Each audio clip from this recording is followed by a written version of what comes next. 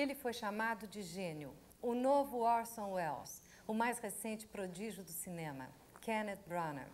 Ele é ator, escritor, diretor e produtor e em muito pouco tempo conseguiu muito prestígio. Fazendo de Shakespeare a Frankenstein, Kenneth conseguiu que o príncipe Charles da Inglaterra fosse patrono de sua companhia. Com vocês, um dos artistas mais conceituados da atualidade, Kenneth Branagh. What is the pressure of working in a big budget movie like Frankenstein? Well, it's pressurized when you ever think about how much money it involves and how many people are involved, and it can seem like a tremendous weight weighing you down. I guess you have to just take one day at a time and one moment at a time and try and solve each little problem and not worry about the whole thing. But it does mean that you get pretty crazy, and you're aware of the studio being very nervous about, about spending so much money, particularly on someone like me.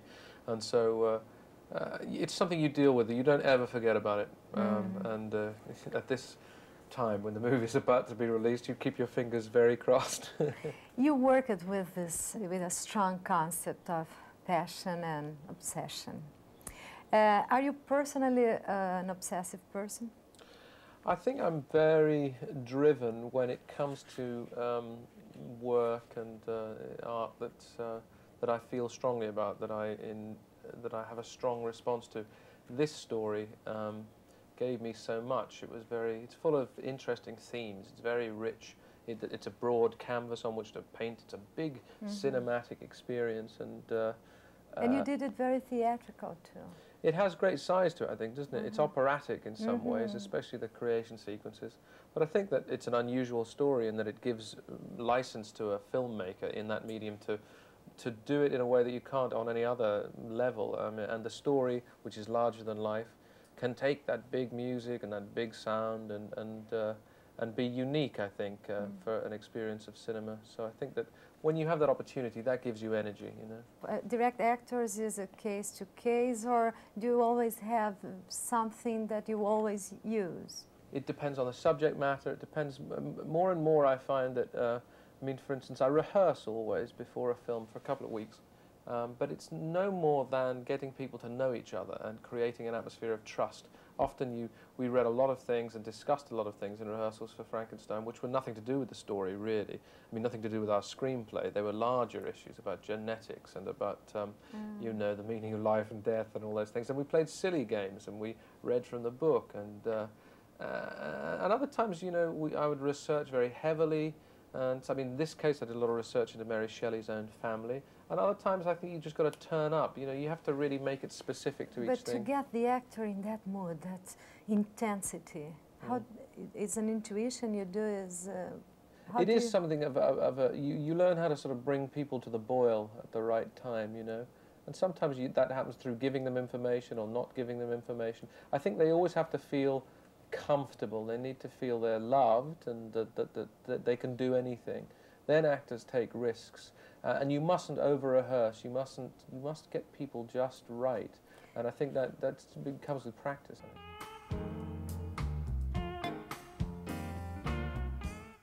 I think you've got to be a very good communicator, and good directors are good communicators.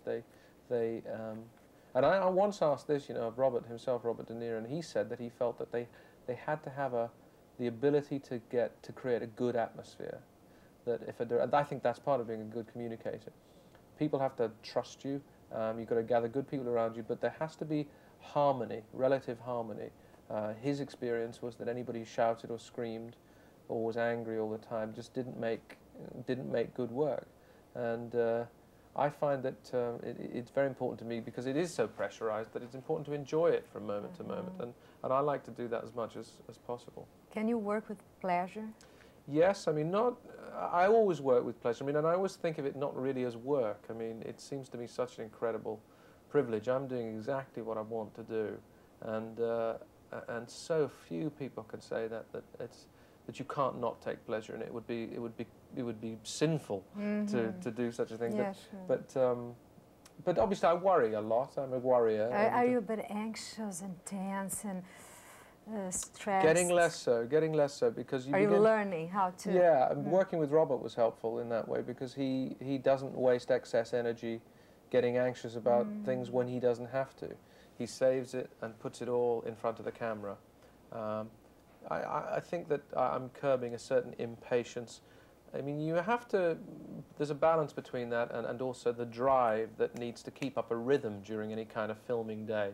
If there are too many long gaps waiting for lighting or whatever, I think that can be destructive. You've got to be clear with people about when you give them their time to do their work and when you need your time to create.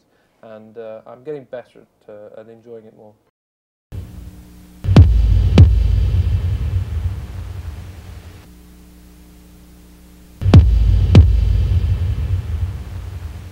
Could you work as an actor without directing the film too? Yes, oh gosh, I long to.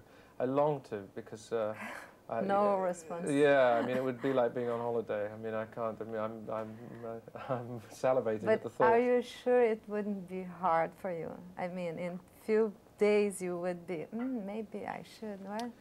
I'd like to think that I would enjoy the freedom it gave me, and I'd like to think that I could be a friend and support to the director. And on the few occasions when I've done it, I really have enjoyed it.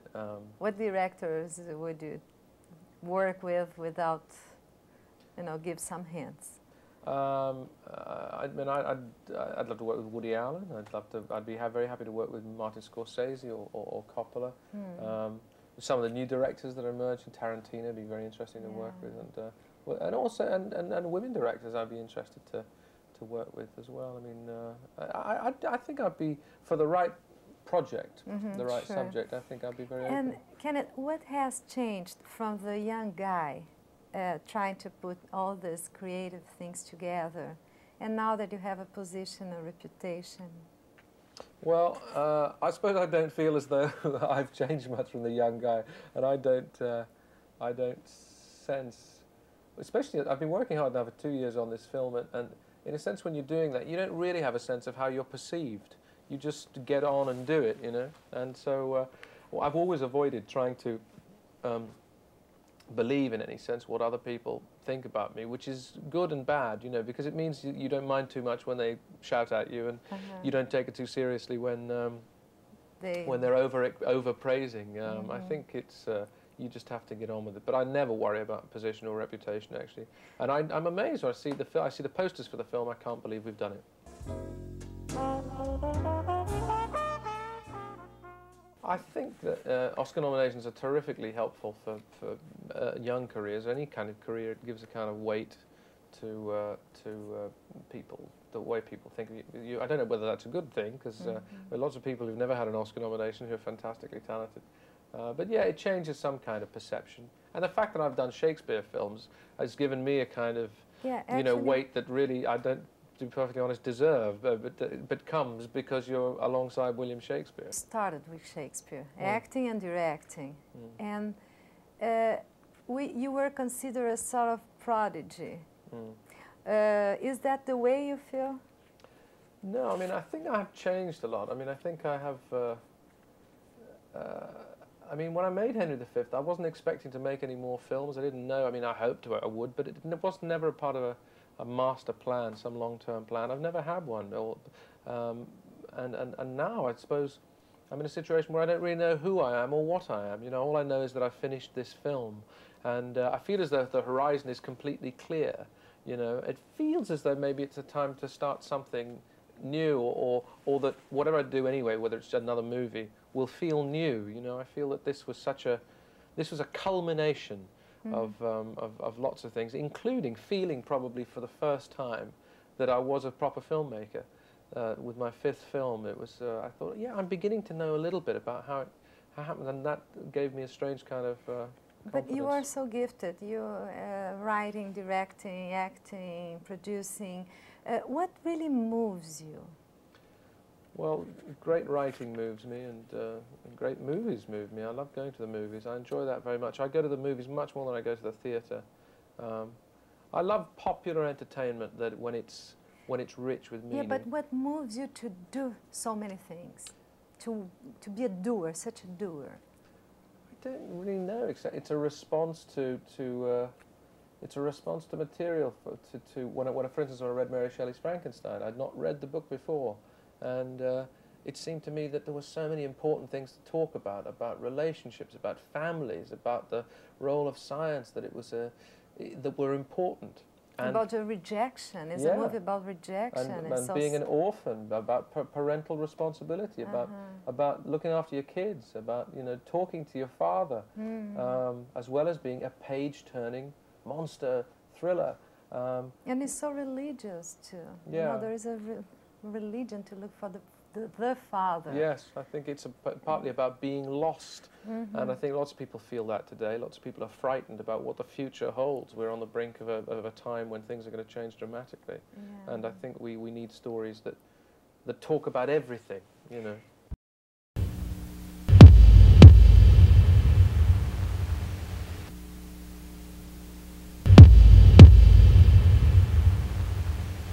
You've been called the new Orson Welles. As well, have you ever thought of yourself as a kind of imposter, kind of magician? Do you have this feeling?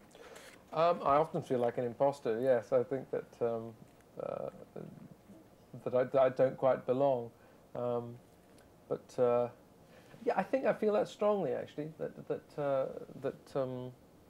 certainly I feel one will always be found out, that somehow, you know, the rug will be pulled from under one and people say, no, it's rubbish, it's all smoke and mirrors, this is rubbish, but so far I haven't. But as you say, I spend maybe a disproportionate amount of time just doing.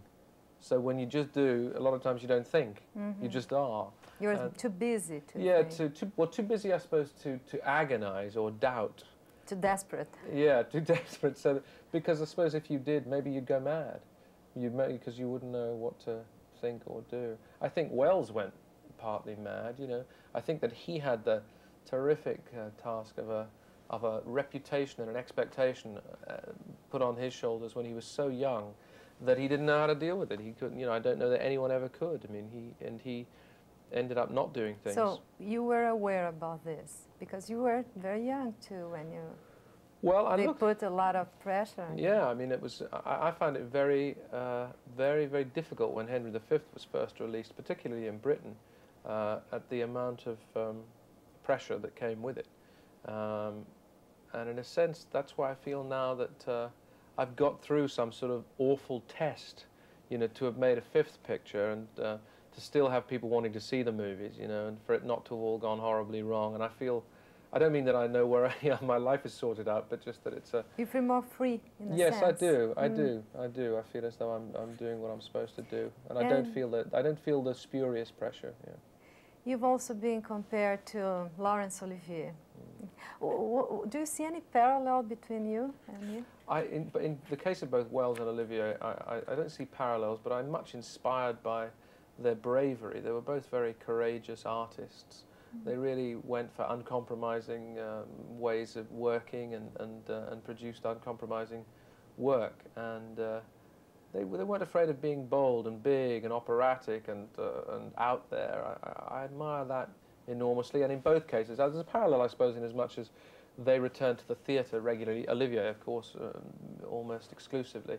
And I like to do that, even though I find it increasingly frustrating that the theatre is so expensive for people to go see. It's why movies seem to me the place for me to be. And how do you see yourself? Good question. I mean, I was saying to somebody the other day that I almost have no sense of myself. When I came to sort of start promoting this film just 2 or 3 days ago, I thought as though I don't know who I am. I'm just, because I'm finished, I'm spent. I mean, in terms of this huge effort to make this film, which I really only finished last week, really. It's just there, and I think, well, I don't know who I am. What am I? I made this film. That's all I am, and I'll need to finish it, have it released, and then kind of start living again to know. Because I feel as though I've just been in a tunnel for 2 years, and you know, not reading newspapers and not being aware particularly of how people regard me, and certainly not being aware of regarding myself. I was just doing a movie. And I've always tried to just do what I think is right and what I want to do. I mean, I've always had what I'd like to think is healthy ambition. I mean, I don't consider myself a ruthless person, but I think that people, actors, I feel specifically, are capable of anything. I think if they have an imagination, and whatever else their circumstances are, whether they're fit and well or wealthy or not wealthy, that if they have an imagination, then they can transform their lives in whatever way, even in the tiniest ways. And I believe that that's possible. And I also believe that if this all finished tomorrow, if they didn't let me make another movie or, you know, act in a play, that, you know, I'm not going to go and kill myself. I'll be something else. You know, What, for instance? I don't know. I think I'd travel if I could find a way of financing it. You know, I'd travel. I'd look around. I'd go find it. I'd go find whatever it was. You know, but somehow, see, I'm a Sagittarian, you see, so they're always sending those arrows out there.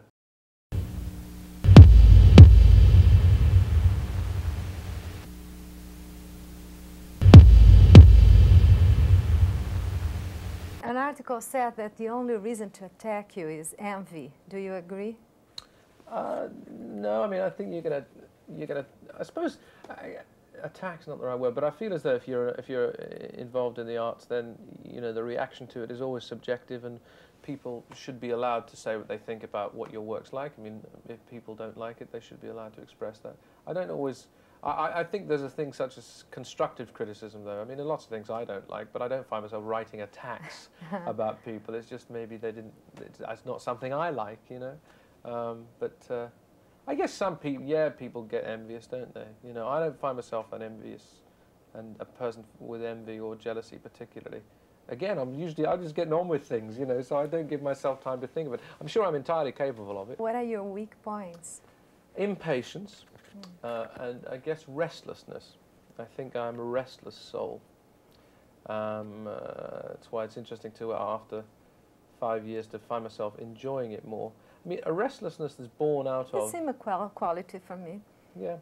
Well, it's one of those things that you can't do much about. I think also that one has a strange lack of confidence in a strange way. You know, I mean, it sounds as... But you don't feel this, do you? Yeah, there's sort of. I think it's a normal thing. A kind of, you know, when you do these things, you can end up. It's a normal thing. I think they are our demons as human beings. That you suddenly find that you have no self-worth at all. That in fact, it's a cliche, I guess. You've got to learn to love yourself a bit, you know. And I think a lot of times I've not done that because one has felt guilty about being successful, and you know, having a degree of talent and all the rest of it. So. Partly you get driven because you think I must do it because so many people are, you know, not as fortunate, and as a result you don't. But you know, you sometimes spend a lot of time not liking yourself, and that makes you restless. So you do something else. You were married with the fabulous actress Emma Thompson. You both work a lot. How does the relationship work? Well, I don't quite know how it works, but it works. We've worked together a lot. That's been very enjoyable. And in the last year or two, while I've been making this, Emma's had a lot of time when she hasn't been working, so we've been able to be at home together. And we give ourselves time because we don't, on the whole, live a kind of showbiz life. We don't go to premieres or to. We don't. Aside from.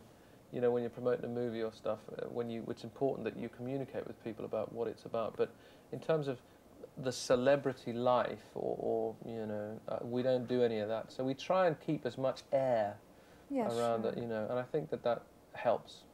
But what is the hardest thing of being married with an actress?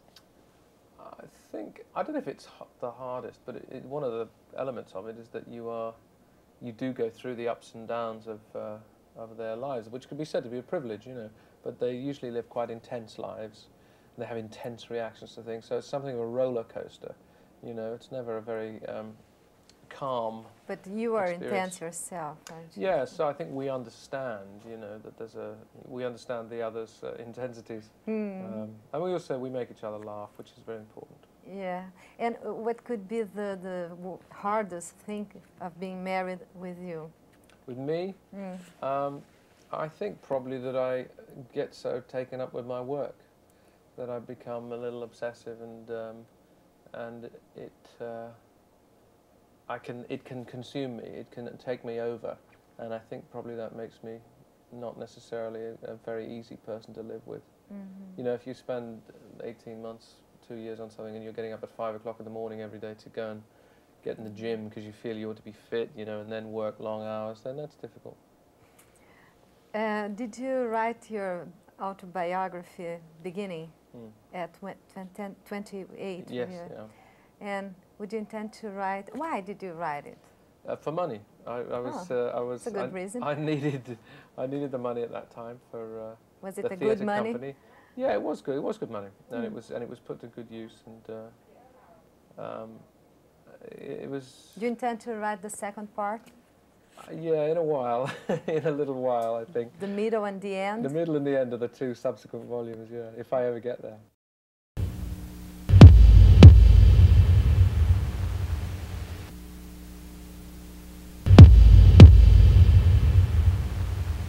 You start reading books very early, and do you remember your first approach with Shakespeare?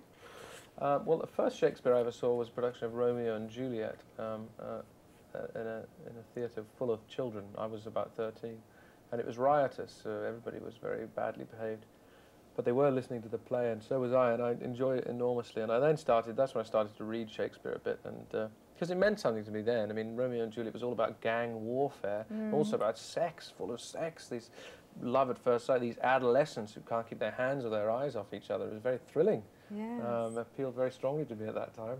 Yeah. About your childhood, you moved from Belfast at 9, from Belfast to London. Yeah. And what was this change like for you? I think very traumatic. I mean, I came from an extended family of, I mean, my parents both had large numbers of brothers and sisters, and from a very, you know, tight-knit community in Belfast where everybody knew everyone.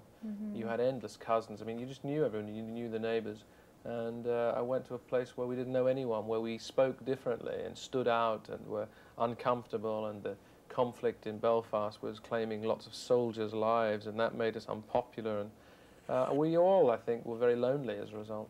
What is the vision? Because you said that you wanted to be an English in the streets and an Irish at home. What does the vision brought you? I think it made me very uncomfortable with myself all through my adolescence about how I spoke, and I was, you know, to some extent ashamed of my background or made to feel that way, and it was uncomfortable. And I think it's taken a long time to resolve. I suppose that's linked into not into feeling the Wellesian thing of feeling a bit of an imposter, you know, because why should this boy from Belfast, you know, from a working class background, be doing classical theatre and Hollywood movies? I mean, you feel as though it's, you know, it's not really me. How do you think Hollywood sees you? I don't know. I think that their view of me will be influenced enormously by Frankenstein's fate at the box office. I think they see me as the director of some talent who, on the whole, has made movies that have made money. That's, you know. That's what they want. Yeah. Is there anything that you fear? Good question. Well, I can't. I mean, it changes all the time. I mean, lots of things, and I'm not, you know, the basic, of course, the death of people you love, but I mean, something in your career, in your way that flinches out, or. I don't know at the moment. Again, I feel something rather an empty canvas at the moment, and not quite sure what I think. I hope that you know, one continues to do the work for the right reasons. You know, rather than getting sucked up into just doing things for money or for other reasons. And you said you wanted to have a talk show. Is it true? Yeah, many moons ago, when I was a kid, I thought it would be great to talk to interesting people. To interview people. Yeah, interview people. Like we are doing here. Exactly. And would you like to interview who? Well, I had the luxury on the film, because he didn't want to do it for anybody else, of interviewing Robert De Niro for our sort of little documentary. And that was quite funny, because I had prepared my notes and did my research and sat and everything, and it was fun. I enjoyed that, because I could ask him questions that I couldn't quite ask him as a fellow worker. For instance? Well, I just asked him a lot about acting that I would have felt rather embarrassed to ask him, and it was nice to do. So see you in the next talk show. Thank you very much. Thank you very much for your interview. Thank you.